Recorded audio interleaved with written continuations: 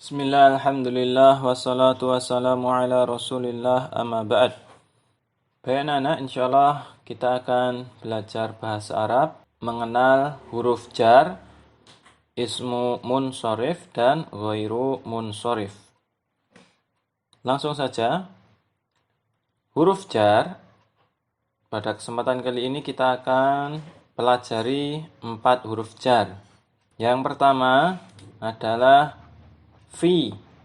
Apa artinya fi? Fi artinya di atau di dalam. Kemudian ala artinya di atas. Min artinya dari. Ila artinya ke. Coba anak-anak hafalkan ini. Fi di. Ala di atas. Min dari. Ila ke.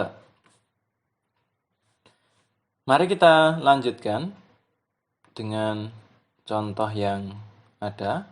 Perhatikan. Misalkan Ustadz punya kata al-maktabu. Kalian sudah hafal al-maktabu? Artinya adalah meja itu. Nah, di sini Ustadz tambahi huruf jar. Dari kata al-maktabu, Ustadz tambahi huruf jar di depannya. Ustadz ambil ala. Ya, alal maktabi. Jika kalian perhatikan, apa perbedaan kata al-maktab ketika belum ditambahi huruf jar dengan setelah ditambahi huruf jar? Ada perbedaannya tidak? Jelas sekali ada ya. Perbedaannya ada di akhir kata al-maktab. Kalau tadi al-maktabu, harokat akhirnya adalah dhammah, sedangkan ketika sudah dimasuki atau diawali dengan huruf jar, maka menjadi kasroh. Alal maktabi. Nah, kenapa jadi kasroh? Karena dia sudah kemasukan huruf jar. Jadi huruf jar ini dia membuat atau menjadikan kata setelahnya itu menjadi kasroh di akhirnya. Paham anak? Dan artinya pun bertambah. Kalau tadi al-maktabu artinya hanya meja itu, sedangkan kalau sudah ditambahi ala, maka artinya pun harus kalian tambah di atas. Ala kan artinya di atas. Alal maktabi artinya di atas meja itu. Paham? Selanjutnya, misalkan al-baitu. Al-baitu artinya rumah itu. Ustadz pakai huruf jar fi. Menjadi fil baiti. Fil baiti. Di, fi itu artinya di. Al-bait. Al-bait rumah itu. Jadi di rumah itu. Ingat karena dia di depannya ada fi, maka al-baitnya berubah menjadi kasroh. Al-baiti. Bukan al-baitu lagi. Al-baiti. Fil baiti. Paham anak? Satu contoh lagi. Al-masjidu. Al-masjidu. Al-masjidu artinya masjid itu. Sedangkan kalau kita tambahi huruf jar min, yang artinya dari, ya kan? Menjadi minal masjidi. Minal masjidi. Jangan bingung di sini ya. Di sini harokatnya fathah, jadi minal, bukan min saja. Karena ini untuk membacanya, biar bisa dibaca. Jadi minal, seperti itu. Minal masjidi. Artinya dari, min dari, minal masjidi, dari masjid itu. Kita lanjutkan anak-anak. Sekarang kita akan belajar kata ganti untuk dia. Dia dalam bahasa Arab itu ada dua bahasa. Ada dua kata. Sama-sama dia artinya. Yaitu huwa dan hiya. Kapan kita menggunakan kata huwa? Kapan kita menggunakan kata hiya? Perhatikan contoh berikut. Aina Muhammadun? Di mana Muhammad? Aina artinya di mana? Di mana Muhammad? Kita jawabnya misalkan dia di dalam kamar. Nah, kita ganti dengan dia. Nah, kita menggunakannya kata huwa karena huwa ini digunakan untuk menggantikan laki-laki. Muhammad itu kan laki-laki. Maka kita ganti dengan kata huwa.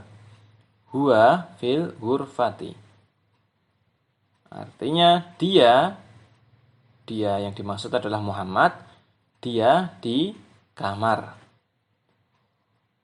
Nah, huwa itu untuk menggantikan kata laki-laki.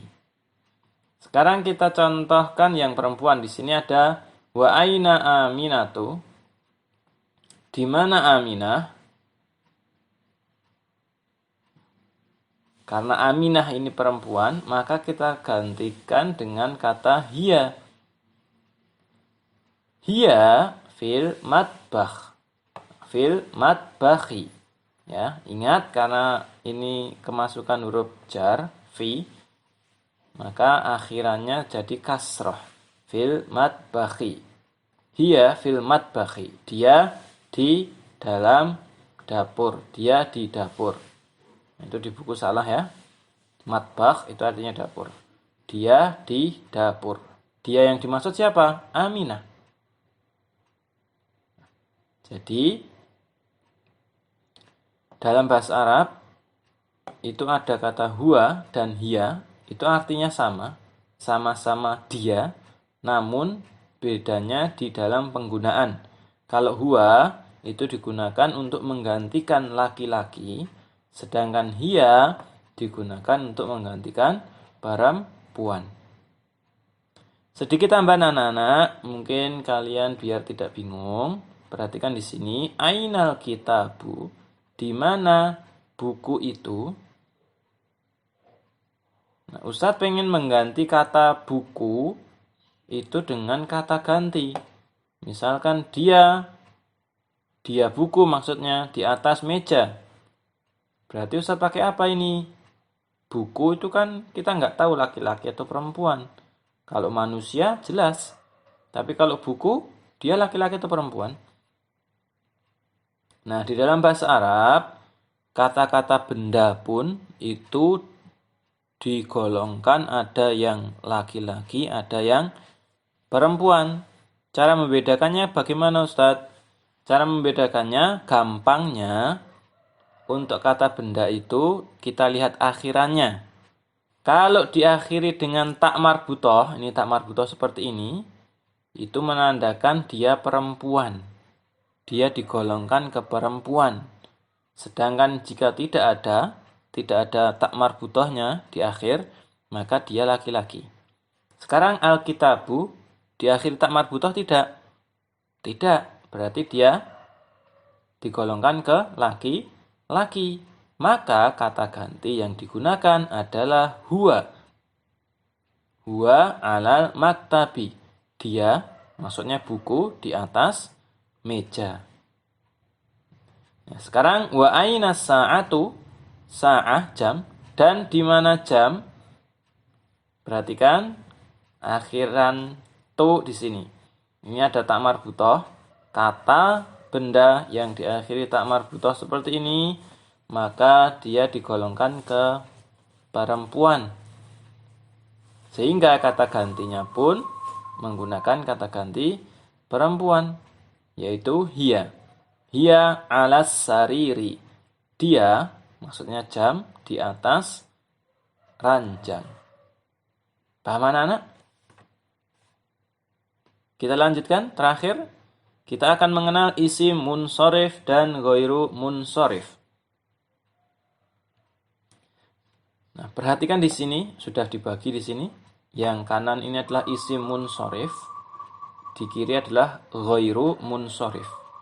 Perhatikan. Golongan isim munsorif ada Muhammadun, Khalidun, Hamidun, Yasirun, Ammarun, Sa'idun, Aliyun, Abbasun. Jika kita perhatikan semua ini adalah nama orang. Ya. Sekarang kita perhatikan di ghairu munsorif. Aminatu, Zainabu, Fatimatu, Maryamu, Aisyatu, Khadijatu, Sofiyatu, Ruqayyatu. Ini pun semuanya juga nama orang. Banana. Coba kalian perhatikan apa perbedaan dari kata isim atau isim munsorif dengan isim ghairu munsorif. Perbedaannya di mana? Bagus, yaitu di akhirannya. Kalau isim munsorif, ini semuanya berakhiran dengan tanwin. Muhammadun, dun, Khalidun, Hamidun, Yasirun, Run, Amarun, Aliyun. Ini kan semuanya tanwin. Sedangkan isim ghairu munsorif itu tidak diakhiri dengan tanwin. Ya, dia dari sananya memang tidak bisa ditanwin. Namanya ghairu munsorif. Isim yang tidak menerima tanwin. Jadi nggak bisa kalian katakan Aminatun, nggak boleh. Zainabun, nggak boleh. Fatimatun, nggak boleh ya. Ini karena dia isim ghairu munsorif. Nah, nama-nama wanita seperti ini semuanya ghairu munsorif. Paham anak-anak? Kesimpulannya, isim munsorif itu adalah kata yang bisa menerima tanwin di akhirannya. Ya. Sedangkan isim ghairu munsorif itu adalah kata yang tidak bisa menerima tanwin di belakangnya. Paham ya? Barakallahu fikum. Saya cukupkan. Subhanakallahumma wa bihamdika asyhadu an la ilaha illa anta astaghfiruka wa atubu ilaik.